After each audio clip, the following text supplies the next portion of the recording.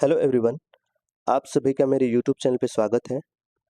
आज इस वीडियो में हम केंद्र के आर्थिक सर्वेक्षण 2023-24 से संबंधित प्रश्न को देखेंगे। ये बिहार के सभी एग्जाम के लिए बहुत उपयोगी है, लेकिन खास करके 70th बीपीएससी चूंकि हमारे एकदम नज़दीक है, तो उसके लिए एकदम रामबाण है। और आपको बता दूं कि 70th बीपीएससी में लगभग 3 से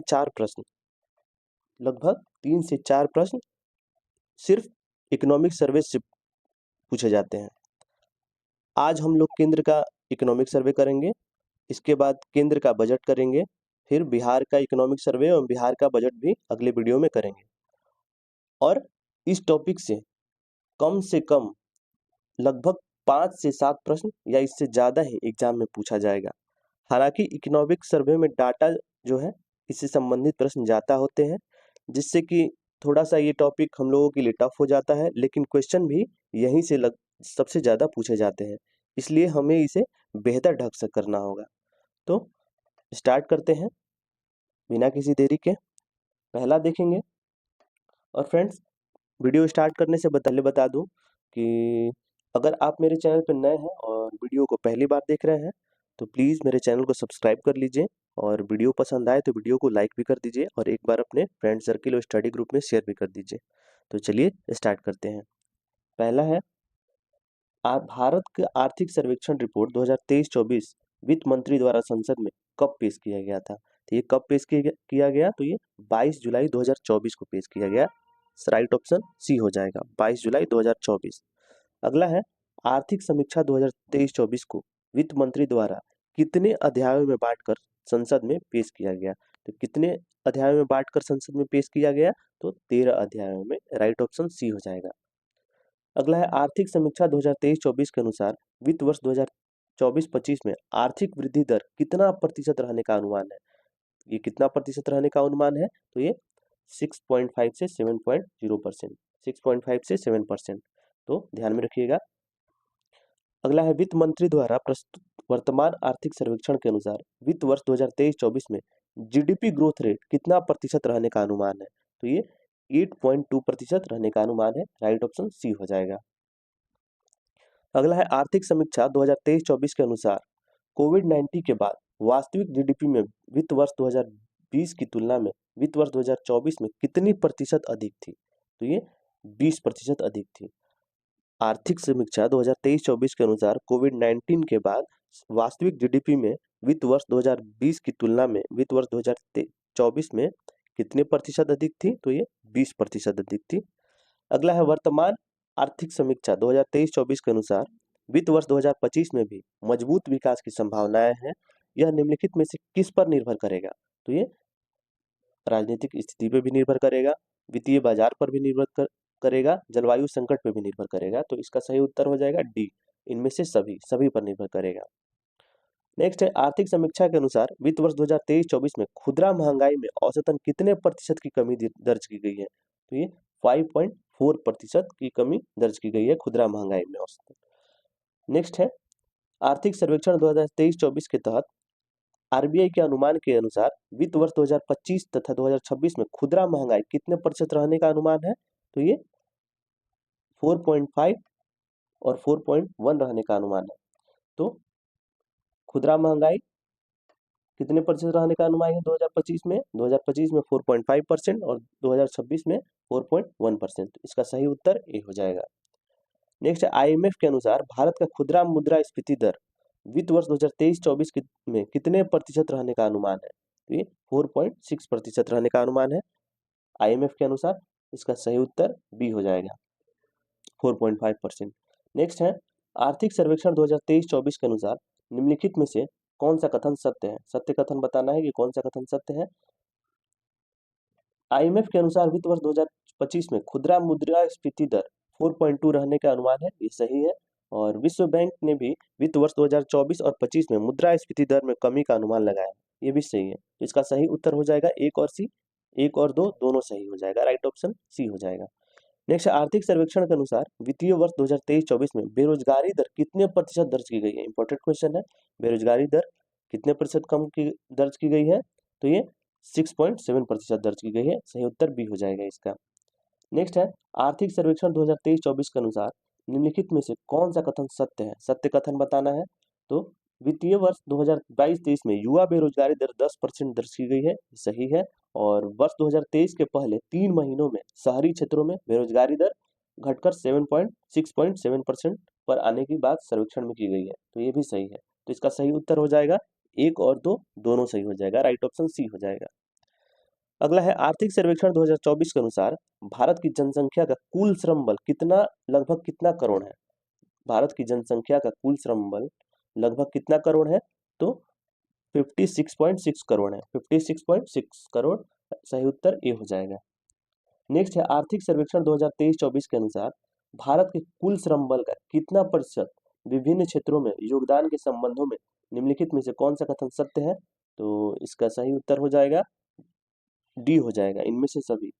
कृषि क्षेत्र में योगदान 45% से अधिक है, निर्माण क्षेत्र में 13%, विनिर्माण क्षेत्र में 11.4% और सेवा क्षेत्र में 28.9%। डाटा याद रखिएगा, कृषि क्षेत्र में योगदान कितना है? तो 45% से अधिक है, निर्माण क्षेत्र में 13%, विनिर्माण क्षेत्र में 11.4% और सेवा क्षेत्र में 28.9%। तो सही उत्तर डी हो जाएगा, ध्यान रखिएगा। अगला है आर्थिक सर्वेक्षण के अनुसार देश में वस्तुओं का व्यापार घाटा वित्तीय वर्ष 2023-24 में कितना रहा है? तो ये कितना रहा है? तो ये 240 अरब डॉलर रहा है, सही उत्तर बी हो जाएगा, 240 अरब डॉलर। नेक्स्ट है आर्थिक सर्वेक्षण 2023-24 के अनुसार रिन्यूएबल एनर्जी के संबंध में निम्नलिखित में से कौन सा कथन सत्य है? कौन सा कथन सत्य है बताना है। तो भारत 2030 तक नवीकरणीय ऊर्जा में लगभग 30.5 लाख करोड़ रुपए निवेश करेगा, ये सही है। और भारत में 2030 तक 500 गीगावाट नवीकरणीय ऊर्जा का उत्पादन का लक्ष्य रखा है, ये भी सही है। और भारत 2030 तक स्वच्छ ऊर्जा पहल के 238 गीगावाट और ऊर्जा और 101 गीगावाट नई पवन ऊर्जा स्थापित करके 500 गीगावाट गैर जीवाश्म बिजली उत्पादन किया जाएगा, ये भी सही है। तो इसका सही उत्तर डी हो जाएगा, इनमें से सभी सही है। नेक्स्ट है आर्थिक सर्वेक्षण 2023-24 के अनुसार निम्नलिखित में से कौन सा कथन सत्य है? सत्य कथन बताना है। तो वर्ष 2023 में देश में 92 लाख से अधिक विदेशी पर्यटकों का आगमन हुआ है, ये सही है। और भारत ने पिछले साल पर्यटन से 2.3 लाख करोड़ रुपए से अधिक की विदेशी मुद्रा अर्जित की गई है, तो ये भी सही है। और विश्व पर्यटन प्राप्तियों में देश की विदेशी मुद्रा आय का हिस्सा वर्ष 2022 में 1.58% हो गया है, ये भी सही है। तो इसका सही उत्तर हो जाएगा आंसर डी, इनमें से सभी सही है। नेक्स्ट है आर्थिक सर्वेक्षण 2023-24 के अनुसार ई कॉमर्स उद्योग में वर्ष 2023 तक कितना अरब अमेरिकी डॉलर पार करने की उम्मीद है? कितना अमेरिकी डॉलर पार करने की उम्मीद है? तो ये 350 अरब डॉलर, सही उत्तर ए हो जाएगा, 350 अरब डॉलर। नेक्स्ट आर्थिक सर्वेक्षण 2023-24 के अनुसार निजी कॉर्पोरेट पूंजीगत व्यय वित्त वर्ष 2023-24 में कितने प्रतिशत की वृद्धि हुई है? तो ये 19.8%, 19.8% की वृद्धि हुई है। अगला देखेंगे आर्थिक सर्वेक्षण 2023-24 के अनुसार केंद्र और राज्यों के पूंजीगत व्यय वित्त वर्ष 2023-24 में कितने प्रतिशत की वृद्धि हुई है? तो ये 19.8% की वृद्धि हुई। ये कितनी? ये 22.9% की वृद्धि हुई है, 22.9%, सही उत्तर बी हो जाएगा इसका। अगला है आर्थिक समीक्षा के अनुसार वित्तीय वर्ष 2023-24 में कुल व्यय में पूंजीगत व्यय का हिस्सा कितना प्रतिशत है? तो ये 79% है, 79%। आर्थिक समीक्षा के अनुसार वित्तीय वर्ष 2023-24 में कुल व्यय में पूंजीगत व्यय का हिस्सा कितना प्रतिशत है? तो ये 79% है, सही उत्तर बी हो जाएगा। नेक्स्ट आर्थिक समीक्षा के अनुसार वित्तीय वर्ष 2023-24 में कुल व्यय में राजस्व व्यय का हिस्सा कितना प्रतिशत है? राजस्व व्यय का हिस्सा कितना प्रतिशत है? तो ये 21% है, सही उत्तर ये हो जाएगा। अगला है आर्थिक सर्वेक्षण 2023-24 के अनुसार भारत जो है कैसी अर्थव्यवस्था वाला देश है? तो ये भारत एक उच्च विकास और निम्न मुद्रास्फीति वाली अर्थव्यवस्था है, सही उत्तर ये हो जाएगा। भारत एक उच्च विकास और निम्न मुद्रास्फीति वाली अर्थव्यवस्था है, सही उत्तर ये हो जाएगा इसका। नेक्स्ट देखेंगे आर्थिक सर्वेक्षण 2023-24 के अनुसार विश्व सेवा निर्यात में भारत का सेवा निर्यात का हिस्सा कितना प्रतिशत है? तो ये 4.3% है। विश्व सेवा निर्यात में भारत का सेवा निर्यात का हिस्सा कितना प्रतिशत है? तो ये 4.3% है। अगला है आर्थिक सर्वेक्षण 2023-24 के अनुसार विश्व के दूरसंचार, कंप्यूटर और सूचना सेवा निर्यात में भारत का स्थान कितना है? तो ये दूसरा स्थान है। सही उत्तर बी हो जाएगा, दूसरा स्थान है। अगला है आर्थिक सर्वेक्षण 2023-24 के अनुसार चाइना प्लस वन स्ट्रेटजी से भारत को कैसे लाभ हो सकता है? तो कैसे लाभ हो सकता है? तो चीन से प्रत्यक्ष विदेशी निवेश को बढ़ावा देकर। तो सही उत्तर ये हो जाएगा, केवल एक सही है। चीन से प्रत्यक्ष विदेशी निवेश को बढ़ावा देकर भारत को लाभ हो सकता है। अगला है आर्थिक सर्वेक्षण 2023-24 के अनुसार ऊर्जा दक्षता में सुधार हेतु उठाए गए कदम है। तो इनमें से कौन से कदम है जो ऊर्जा दक्षता को सुधार के लिए उठाए गए हैं? तो ये पर्यावरण के लिए जीवन शैली मिशन, प्रदर्शन उपलब्धि और व्यापार, ऊर्जा संरक्षण भवन संहिता और शून्य लेबलिंग कार्यक्रम। तो सही उत्तर हो जाएगा डी, इनमें से सभी हो जाएगा, सभी। अगला है पीएम सूर्य घर योजना से कितने गीगावाट कैपेसिटी जुड़ने की उम्मीद है? तो ये 30 गीगावाट। सही उत्तर ये हो जाएगा, पीएम सूर्य घर योजना से कितने गीगावाट सौर कैपेसिटी जुड़ने की उम्मीद है? तो ये 30 गीगावाट। सही उत्तर ये हो जाएगा। अगला है आर्थिक सर्वेक्षण 2023-24 के अनुसार पीएम सूर्य घर योजना के संबंध में निम्न में से कौन सा कथन सत्य है? तो सत्य कथन बताना है। तो इसके तहत 1 करोड़ परिवारों को हर महीने 300 यूनिट तक मुफ्त बिजली का उपलब्ध कराना है। तो ये सही है। इस योजना से लगभग 17 लाख रोजगार सृजित होगा। ये भी सही है। और इस योजना के क्रियान्वयन से 720 मिलियन टन CO2 समतुल्य उत्सर्जन में कमी होगी। ये भी सही है। तो इसका सही उत्तर हो जाएगा डी, इनमें से सभी। अगला है आर्थिक सर्वेक्षण 2023-24 के अनुसार मत्स्य पालन क्षेत्र में 2014-15 और 2022-23 के बीच स्थिर मूल्य पर कितने प्रतिशत की चक्रवृद्धि ब्याज वार्षिक दर से बढ़ा है? तो ये 8.9% से। सही उत्तर बी हो जाएगा, 8.9%। अगला है आर्थिक सर्वेक्षण 2023-24 के अनुसार देश में हर साल कितने लाख लोगों को रोजगार देने की जरूरत है? तो ये 78.5 लाख लोगों की रोजगार देने की जरूरत है प्रति वर्ष। नेक्स्ट है आर्थिक सर्वेक्षण 2023-24 के अनुसार वित्त वर्ष 2024 के अंत तक कृत्रिम बुद्धिमत्ता, इंटरनेट ऑफ थिंग्स, रोबोटिक्स और नैनो टेक्नोलॉजी में कितने DPIIT मान्यता प्राप्त स्टार्टअप होंगे? तो ये 13,000 होंगे, 13,000। राइट ऑप्शन ए हो जाएगा। अगला है आर्थिक सर्वेक्षण के अनुसार वित्त वर्ष 2014 से 24 के बीच राष्ट्रीय राजमार्ग निर्माण की औसत गति कितना गुना बढ़ गया है? तो ये 3 गुना बढ़ गया है। कितना गुना बढ़ गया है? तो ये 3 गुना बढ़ गया है। सही उत्तर बी हो जाएगा। नेक्स्ट आर्थिक सर्वेक्षण के अनुसार वित्त वर्ष 2020 तथा 2024 के बीच रेलवे पर पूंजीगत व्यय में कितने प्रतिशत की वृद्धि हुई है? तो ये 77% की वृद्धि हुई है। सही उत्तर डी हो जाएगा। नेक्स्ट है वित्त वर्ष 2024 में कितने हवाई अड्डों पर नए टर्मिनल बनाने की जाने की बात आर्थिक सर्वेक्षण 2023-24 में की गई है? तो ये 21 नए टर्मिनल भवन बनाए जाएंगे। अगला है आर्थिक सर्वेक्षण 2023-24 के अनुसार भारत वर्ष 2024 तक गैर जीवाश्म ईंधन आधारित ऊर्जा स्रोतों से कितने प्रतिशत संचयी बिजली स्थापित क्षमता प्राप्त करने का लक्ष्य रखा है? तो ये इसका राइट ऑप्शन हो जाएगा, ऑप्शन बी हो जाएगा, 50%। 50% का लक्ष्य रखा है।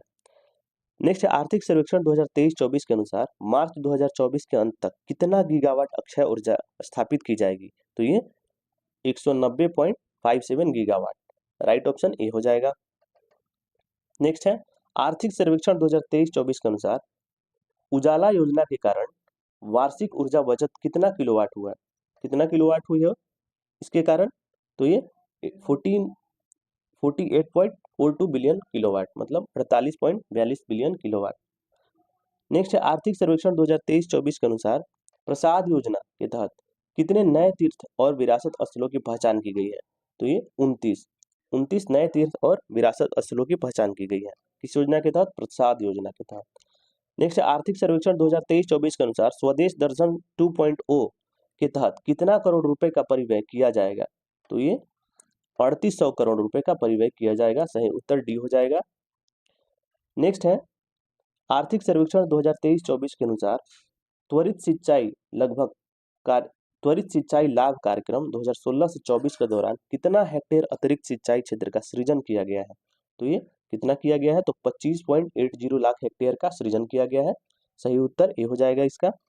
नेक्स्ट है आर्थिक सर्वेक्षण 2023-24 के अनुसार निम्नलिखित में से कौन सा कथन सत्य है? सत्य कथन बताना है। भारत के पास 55 सक्रिय अंतरिक्ष परिसंपत्तियां हैं। सही है। और 2.11 लाख ग्राम पंचायतों को OFC ऑप्टिकल फाइबर केबल से जोड़ा गया है। ये भी सही है, तो इसका सही उत्तर सी हो जाएगा। 1 और 2 दोनों सही है। नेक्स्ट है आर्थिक सर्वेक्षण 2023-24 के अनुसार व्यापक भारत AI मिशन के लिए कितना करोड़ रुपए स्वीकृत है? कितना करोड़ रुपए स्वीकृत किया गया है? तो ये 10,300 करोड़ रुपए, 10,300 करोड़ इतना स्वीकृत किया गया है। सही उत्तर बी हो जाएगा। नेक्स्ट है आर्थिक सर्वेक्षण 2023-24 के अनुसार वित्त वर्ष 2024 में राजकोषीय घाटा सकल घरेलू उत्पाद का कितना प्रतिशत है? तो ये 5.6% है, 5.6%। नेक्स्ट है आर्थिक सर्वेक्षण 2023-24 के अनुसार वित्त वर्ष 2024 में राजस्व घाटा सकल घरेलू उत्पाद का कितना प्रतिशत है? तो ये 2.6% है, 2.6%। नेक्स्ट आर्थिक सर्वेक्षण 2023-24 के अनुसार वित्त वर्ष 2024 में प्राथमिक घाटा जो है ये सकल घरेलू उत्पाद का कितना प्रतिशत है? तो ये 2% है, 2%। सही उत्तर ये हो जाएगा। नेक्स्ट है आर्थिक सर्वेक्षण 2023-24 के अनुसार कर संग्रह के रूप में प्रत्यक्ष कर एवं अप्रत्यक्ष कर के रूप में कितना कर क्रमशः संग्रहित किया गया है? तो ये सही उत्तर ये हो जाएगा, 55% और 45%।